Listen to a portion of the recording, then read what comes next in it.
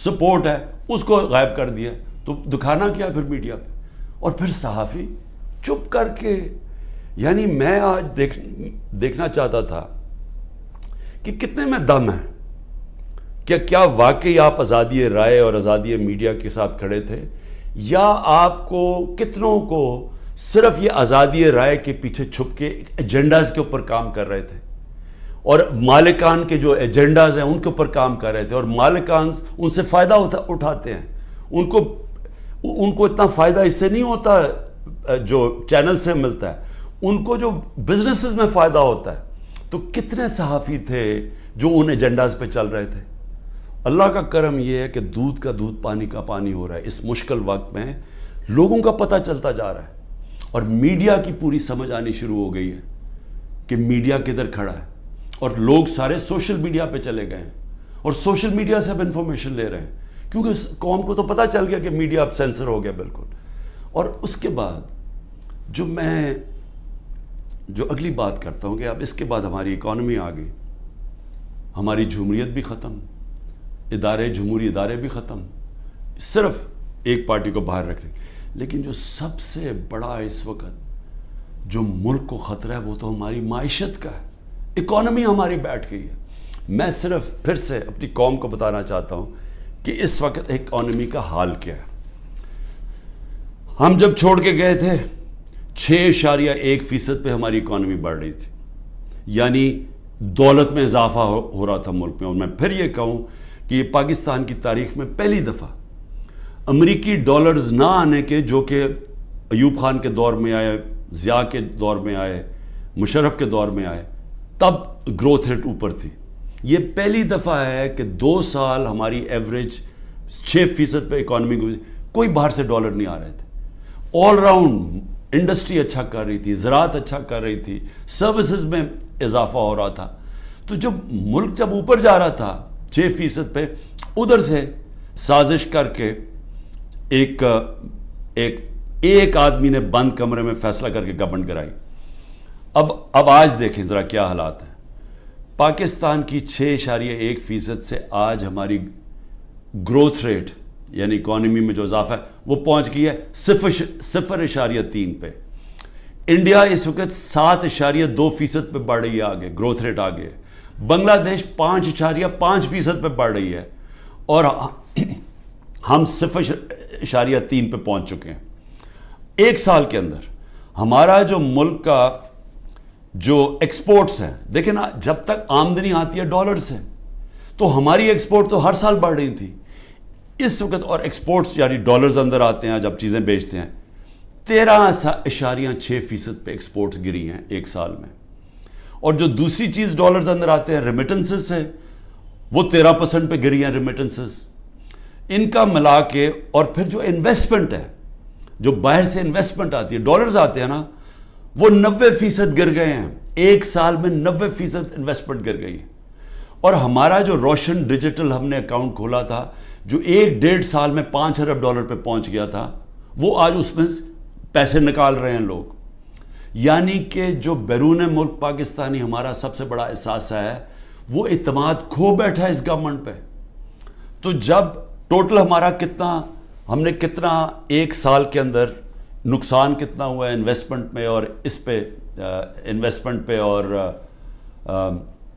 Remittance اور exports پہ $7 ارب. تو آئی ایم ایف کے پاس $6 ارب ہم مانگ رہے ہیں، یا $7 ارب کا ملکی آمدنی میں کمی آ چکی ہے. پھر آگے چلیں. اس وقت جو پاکستان کا قرضہ ہے، پچھلے 12 مہینے میں پاکستان نے تقریباً 15,000 ارب روپے کا قرضہ لیا ہے. اب یہ یاد رکھیں، 15,000 ارب کا قرضہ 12 مہینے میں. ہماری حکومت جو پہلے مشکل وقت میں آئی تھی، کیونکہ سب سے بڑا خسارہ بیرونی خسارہ چھوڑ کے گئے تھے، ہمارا جو ٹوٹل ہم نے اپنے دور کے اندر کتنا ہم نے خسارہ لیا، کتنا ہم نے قرضہ لیا، ہمارا 18,500 ارب 18,500 ارب 3.5 سال میں. انہوں نے ایک سال میں 15,000 ارب روپیہ قرضہ لیا. یہ جو قرضہ بڑھ رہا ہے ملک میں، اور قرضہ اور بڑھتا جائے گا کیونکہ آمدنی تو کم ہوتی جا رہی ہے. اس وقت جو عام آدمی کو سب سے زیادہ تکلیف دے رہی ہے وہ ہے مہنگائی، انفلیشن. ہم چھوڑ کے گئے تھے 12.4% پہ، آج پاکستان میں مہنگائی 38% پہ ہے. یہ ہماری 75 سالہ تاریخ میں سب سے زیادہ مہنگائی ہے.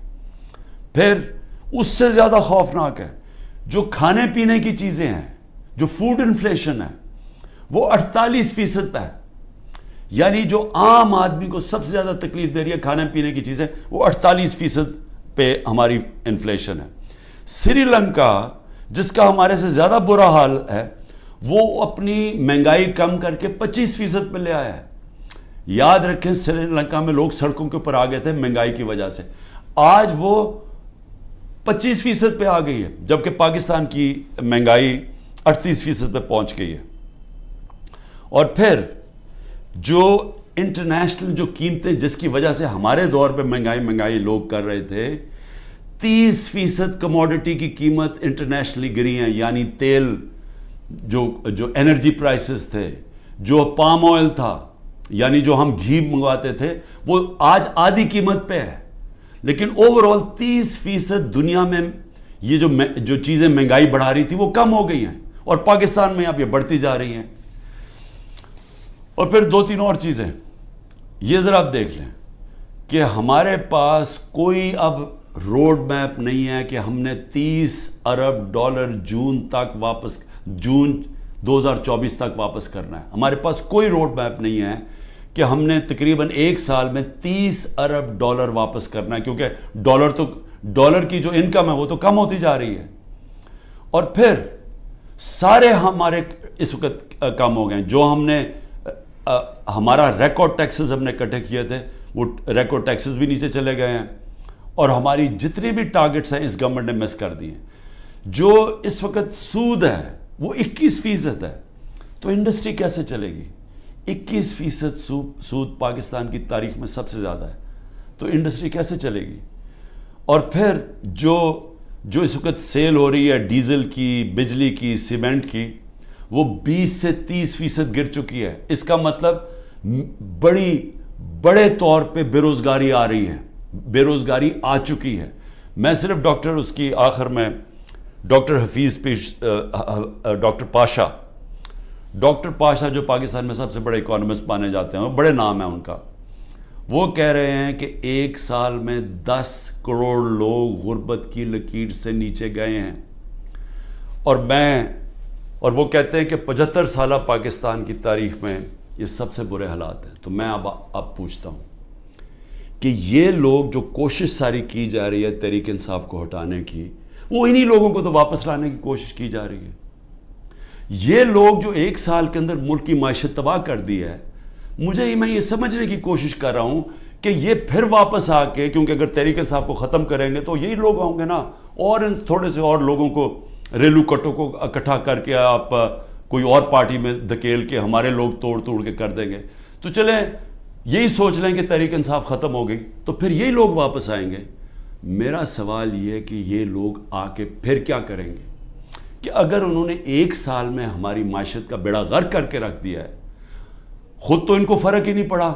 یاد رکھیں ان کے پیسے ملک سے باہر پڑے ہیں، ان کے ڈالروں میں پیسے باہر پڑے ہوئے ہیں. یہ جو ملک نیچے جا رہا ہے، یہ جو مہنگائی ہو رہی ہے، یہ جو روپیہ گر رہا ہے، اس کی وجہ سے جو مہنگائی اور غربت آ رہی ہے، ان کو کوئی فرق نہیں پڑ رہا. میں یہ آج کہتا ہوں کہ جتنے بھی لوگ آج یہاں اوپر ہمارے ملک کے فیصلے کر رہے ہیں، ان کو کوئی فکر نہیں ہے پاکستان کی، کیونکہ ان کے پیسے ملک سے باہر پڑے ہیں. اگر ان کے ملک سے باہر پیسے پڑے ہیں، ان کو کوئی فرق نہیں پڑ رہا. ان کو جب وقت آئے گا، مشکل وقت آیا، میں آج آپ کو لکھ کے دے رہا ہوں، ان سب نے ملک سے باہر بھاگ جانا ہے. کم از کم جو اسٹیبلشمنٹ ہے ایک کام تو کرے نا. ان سب جو یہاں آج فیصلے کر رہے ہیں، ایک کام کرے کہ ان سب کو ECL پہ ڈالے، اور ECL پہ تب تک ڈالے جب تک الیکشن نہیں ہو سکتا. کیونکہ اگر انہوں نے، ان کا سٹیک ہی پاکستان میں نہیں ہے، تو ان کو تو کوئی فرق نہیں پڑنے لگا، ملک بیٹھ رہا ہے. ان کو تو ان کے جب ڈالرز میں پیسے پڑے ہیں، روپیہ گر رہا ہے، ان کی تو دولت کو کوئی فرق نہیں پڑ رہا، لیکن پاکستانی تباہی کی طرف جا رہے ہیں۔ اور میں آج آپ کو اپنا آخر میں یہ بھی بتا دوں کہ یہ ملک ٹھیک ہوگا کیسے، اس دلدل میں سے نکلے گا کیسے؟ صرف ایک طرح نکلے گا کہ ہم اپنے اوورسیز پاکستانی، 10 کروڑ باہر پاکستانی بیٹھا۔ میں پھر سے آپ کو بتا دوں کہ صرف امریکہ کے اندر جو 16,000 پاکستانی امریکن ڈاکٹرز ہیں، ان کی جو سالانہ ان کی جو ویلتھ ہے وہ 200 ارب ڈالر ہے، صرف 16,000 کی۔ جو ٹاپ اس وقت 10 پاکستان کے بزنس مین ہیں امریکہ میں، ان کی ورتھ 25 ارب ڈالر ہے۔ اگر ہم نے کسی وقت بھی باہر سے اپنا جو اوورسیز پاکستان نے سرمایہ کاری کرنی شروع کر دی، وہی بچائے گا پاکستان کو۔ جب چائنا نے اور انڈیا نے جب اپنی اکانومی کھولی تو سب سے پہلے سرمایہ کاری اوورسیز چائنیز اور اوورسیز انڈینز نے کی۔ ہماری بھی جو سرمایہ کاری اور فیوچر ہے وہ شارٹ ٹرم میں اپنے اوورسیز پاکستانیز کے ہاتھ میں۔ وہ اوورسیز پاکستانی نہیں آئیں گے۔ یہ جو حرکتیں کی جا رہی ہیں وہ لوگ چھوڑ کے جا رہے ہیں، یہاں سے لوگ پیسہ باہر لے کے جا رہے ہیں۔ اس وقت جو ہمارے پروفیشنلز ہیں وہ چھوڑ کے جا رہے ہیں، قیمتی پروفیشنل جن کے اوپر سرمایہ کاری کر کے ان کو ٹریننگ دے کے جن کے پاس ہنر ہے، ان کے لیے تو دروازے کھلے ہیں دنیا کے، وہ تو کہیں بھی جا سکتے ہیں دنیا میں۔ جب وہ چھوڑ کے جا رہے ہیں، جب ہمارا سرمایہ ملک سے باہر جا رہا ہے، ڈالرز ملک سے باہر جا رہے ہیں، تو یہ ساری حرکتیں اور اس وجہ سے ہے کہ اوپر تو پہلے چور مسلط کر دیے۔ مجھے بتائیں کون ملک سے باہر سے پیسہ لے کے آئے گا اوورسیز پاکستانی جب وہ دیکھے گا کہ شہباز شریف اور شریف خاندان اور زرداری خاندان ان کے پیسے باہر پڑے ہوئے ہیں؟ کون لے کے آئے گا پاکستان؟ جب ان کو اعتماد پاکستان کی اکانومی میں نہیں ہے تو وہ ان کو کیسے اعتماد آئے گا پاکستان کی اکانومی میں؟ تو کدھر سے آئے گا پیسہ؟ تو شارٹ ٹرم میں تو آنا ہے باہر سے اوورسیز پاکستانی کا پیسہ۔ اوورسیز پاکستانی پیسہ تب لے کے آئے گا جب رول آف لا قائم کریں گے، جو آج ختم کیا جا رہا ہے، جس کی قبر کھودی جا رہی ہے۔ جب تک جسٹس سسٹم میں ہمارے جسٹس سسٹم میں انویسٹر کو، سرمایہ کار کو اعتماد نہیں ہوگا، پیسہ نہیں آنے لگا۔ اور جب تک اس ملک میں پیسہ نہیں آئے گا، اپنے ڈالرز نہیں آئیں گے، ہم یہ جو 30 ارب ڈالر ہم نے ایک سال میں دینا ہے، ہم کدھر سے دیں گے؟ ہم تو اور ڈالرز لے رہے ہیں، ہم تو اس وقت IMF سے اور قرضے مانگ رہے ہیں، ہمارے پاس تو سکت ہی نہیں ہے پیسے دینے کی۔ تو اس لیے میں ان سب سے پوچھتا ہوں جو تحریک انصاف کو ختم کر رہے ہیں اور کرنے کی کوشش کر رہے ہیں، ان کو یہ سمجھنا چاہیے کہ ان کے پاس تو اور کوئی روڈ میپ ہی نہیں ہے، وہ تو تباہی کی طرف لے کے جا رہے ہیں۔ جو ان کے پاس تو کوئی سلوشن ہی نہیں ہے، اس کا مسئلے کے حل ہی نہیں ہے۔ ان کا مسئلے کا حل صرف ایک نظر آ رہا ہے کہ تحریک انصاف اور عمران خان کے اوپر کانٹا ڈال جائے، یا وہ تحریک انصاف اور عمران خان کے بغیر۔ لیکن میں پھر آخر میں یہ کہنا چاہتا ہوں، یہ کبھی ہو ہی نہیں سکتا۔ اگر ملک کی سب سے بڑی جماعت جس کا پاس سب سے بڑا ووٹ بینک ہے، آپ جب اس کو جس طرح ختم کر رہے ہیں، آپ پاکستان کی جمہوریت ختم کر رہے ہیں۔ اور پاکستان کی جمہوریت ختم کرنے کا مطلب آپ مستقبل ختم کر رہے ہیں، آپ آزادی ختم کر رہے ہیں اس ملک کی، آپ لوگوں کو غلام بنا رہے ہیں۔ یہ جو سارے حربے استعمال کر رہے ہیں، یہ اسرائیل غلاموں کے اوپر، فلسطینیوں کو غلام بنا کے تو یہ حربے استعمال کرتی ہے۔ یہ کشمیر کے اندر، مقبوضہ کشمیر میں ہندوستان کشمیریوں پہ کر رہی ہے یہ چیزیں۔ یہ اپنے لوگوں پہ کوئی ایسا نہیں کرتا ظلم۔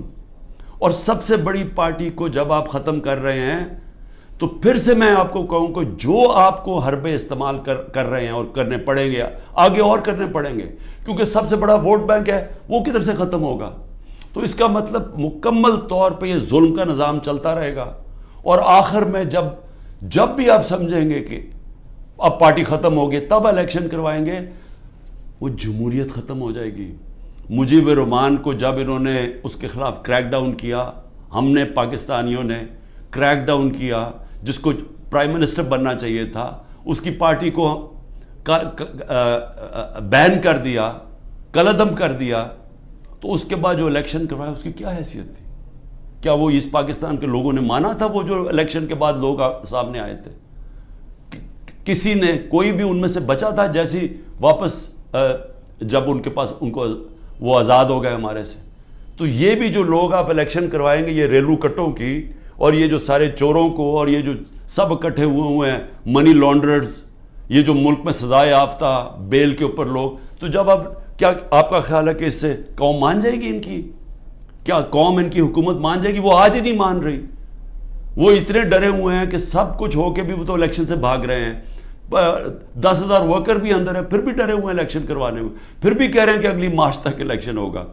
تو میں آج جو بھی اس ملک میں طاقت میں بیٹھے ہوئے ہیں، میرا آپ کو سمپل یہ پیغام ہے کہ جس راستے پہ آپ یہ لے کے جا رہے ہیں اس میں پاکستان کی تباہی ہے، اندھیرا ہے، ہمارے بچوں کا مستقبل تباہ ہو رہا ہے، اور اتنی مایوسی پھیلی ہوئی ہے پاکستان میں، امید ختم ہوتی جا رہی ہے کہ لوگ چھوڑ کے جا رہے ہیں. ابھی بھی وقت ہے، کورس کریکشن کریں، راستہ بدلیں، اور راستہ صرف فری اینڈ فیئر الیکشن ہے. پاکستان زندہ باد.